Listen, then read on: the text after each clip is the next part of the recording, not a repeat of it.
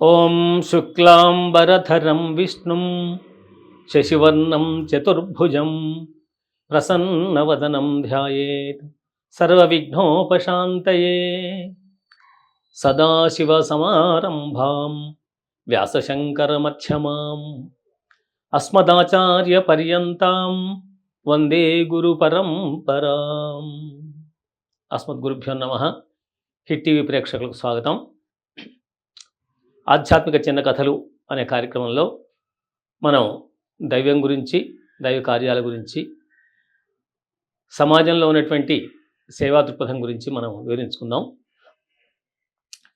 ఈరోజు ఒక చిన్న వృత్తాంతాన్ని చెప్తాను. చాలా కాలం క్రితం ఇద్దరు స్నేహితులు ఉండేవాళ్ళు ఒక ఊళ్ళో. ఆ ఇద్దరు స్నేహితులు కూడా బాగా స్కూల్లో చదువుకున్నప్పుడు కలిసిమెలిసి ఉండేవాళ్ళు. అయితే ఒక అతనికి నాస్తిక భావం, అతను పెరిగిన వాతావరణం, అతను చెప్పిన వాళ్ళు, వాటి వల్ల నాస్తిక భావం మనసులో నాటుకొని ఉంది. ఇంకో అతను మాత్రం పరమాస్తికుడిగా ఉండేవాడు. ఇద్దరూ చిన్నప్పుడు ఏదో విషయంలో వాదించుకుంటూ ఉండేవాళ్ళు.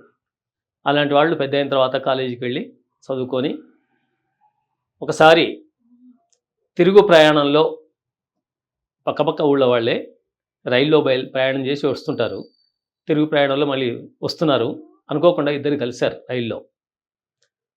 ఇద్దరు ఒకే కంపార్ట్మెంట్లో ఉండటం వల్ల ఇద్దరు మాట్లాడుకుంటూ వస్తున్నారు. మాట్లాడుకుంటూ వస్తూ చిన్నప్పుడు వాళ్ళు చేసినటువంటి కార్యక్రమాలు, వాళ్ళు ఆడుకున్న ఆటలు, తర్వాత వాళ్ళ కాలువ దగ్గర రాత్రిపూట వెళ్ళి ఆ వంతెన మించి దూకేవాళ్ళు, నీళ్లలో దూకి ఈదులాడటం అవన్నీ గుర్తు చేసుకొని ఇలా మాట్లాడుతూ అప్పుడు మొదటివాడు అన్నాడు, ఏమయ్యా నువ్వేమన్నా మారావా, ఇంకా నాస్తికుడిగానే ఉన్నావా అని అడిగాడు.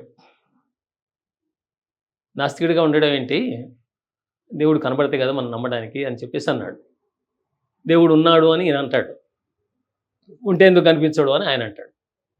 ఇలా ఇద్దరు వాదించుకుంటూ దగ్గరగా స్టేజ్ దగ్గరికి రాగానే కొంచెం ముందుగా ఆ మొదటివాడు అన్నాడు, నువ్వు ఒక పని చేయి, ఇప్పుడు రైలు దిగుతావు కదా, నేను నీ తర్వాత స్టేజ్లో దిగుతాను, ఇక్కడ దిగిపోతావు కాబట్టి మీ ఇంటికి వెళ్ళేప్పుడు చీకటి అయిపోయింది, ఇవాళ కూడా అమావాస్య రాత్రి, నెమ్మదిగా వెళ్తుంటావు కదా, వెళ్ళేప్పుడు భగవంతుడి మీద మనసు పెట్టి ఈ ఒక్కరోజు రైలు దిగినప్పటి నుంచి మీ ఇంటి దాకా ఆయన పూర్తిగా నమ్ము, దృఢంగా విశ్వసిస్తే నీకేదో ఒక నిదర్శనం కనబడుతుంది అన్నాడు.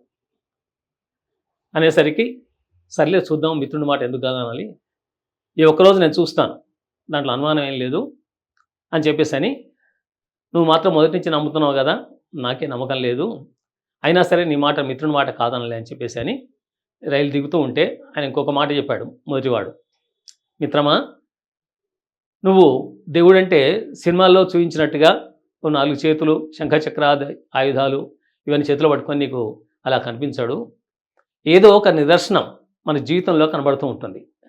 ఆ నిదర్శనం కనబడ్డప్పుడు అప్పుడు భగవంతుడు అనే విషయాన్ని నువ్వు నమ్మాల్సి వస్తుంది అని చెప్పేసి అన్నాడు.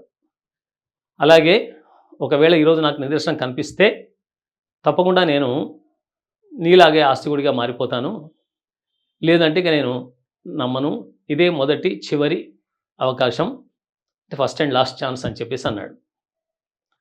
నేను నవ్వాడు, మంచి మిత్రమా ఉండు, మరి రైలు లేట్ ఉంది దిగు అని చెప్పేసి అన్నాడు. దిగి వెళ్ళిపోతున్నాడు. అక్కడ స్టేషన్లో లైట్లు ఉన్నాయి, బయటకు వచ్చిన అంతా చీకటిగా ఉంది బాగా. సరే తనకు తెలిసిన దారి కాబట్టి, వాళ్ళ ఊరే కాబట్టి ఊళ్ళోకి వెళ్తున్నాడు. అతను ఊళ్ళోకి వెళుతూ అవన్నీ జ్ఞాపకం చేసుకున్నాడు, తన మిత్రుడితో జరిగిన సంభాషణ అవన్నీ జ్ఞాపకం గుర్తు చేసుకుంటూ నెమ్మదిగా ముందుకు సాగాడు. వాళ్ళ ఊళ్ళో ఇద్దరు చదువుకున్నారు కాబట్టి ఆ కాలువలో దూకడం, స్నానం చేయడం అవి గుర్తొచ్చాయి.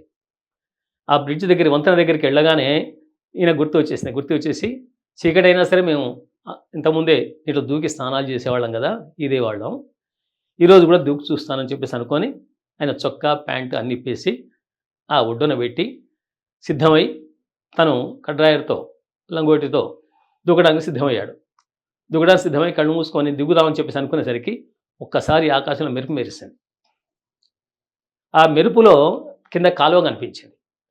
ఆ కాలువలో నీళ్లు లేవు. ఇంతకుముందు నీళ్లు నిండుగా ప్రవహించేవి, బ్రహ్మాండంగా ఉండేది, ఆ నీళ్ళలో దూకేవాళ్ళు, ఇదేవాళ్ళు. ఈరోజు నీళ్లు లేవు, ఎండిపోయింది. అయ్యో ఇదేంటి ఎండిపోయింది, నేను పొరపాటున దూకితే నా కాళ్ళు విరిగిపోయేవి, నా ప్రాణం పోయేది కదా అని చెప్పేసి అప్పుడు అనుకున్నాడు. అనుకోని మిత్రుడు చెప్పిన మాటలు గుర్తొచ్చాయి. భగవంతుడు ఇప్పుడు మెరవడం ఏంటి? ఆకాశంలో మేఘాలు లేవు, మబ్బులు లేవు, ఏం లేవు. రాత్రిపూట ఎందుకు మెరుపెందుకొచ్చింది? నాకు భగవంతుడు నా ప్రాణం రక్షించడానికే ఈ నిదర్శనం చూపించాడు అని చెప్పేసి అనుకోని, భగవంతుడా నన్ను రక్షించావు తండ్రి అని చెప్పేసి ఆయన నమస్కారం చేసుకొని, ఆయన అప్పటి నుంచి కూడా దేవుడున్నాడు అనేటువంటి నిశ్చయానికి వచ్చేసాడు. వచ్చి తాను ఆస్తికుడిగా మారిపోయాడు. కాబట్టి జీవితంలో ఎన్నో నిదర్శనాలు మనకు కనబడుతూ ఉంటాయి. అలాంటి నిదర్శనాలు చూస్తూ కర్మణ్యేవాధికారస్తే మా ఫలేషు కదాచ అని గీతాకారుడు చెప్పినట్టుగా మన పనులు మనం చేస్తూ భగవంతుని మీద భారం వేసినట్టయితే ఆ ఫలితం, ఏ ఫలితం రావాలో ఆ ఫలితాన్ని ఆయన ఇస్తుంటాడు. మనల్ని సర్వదా రక్షిస్తూ ఉంటాడని చెప్పేసి మనకి ఇతివృత్తం చెప్తుంది.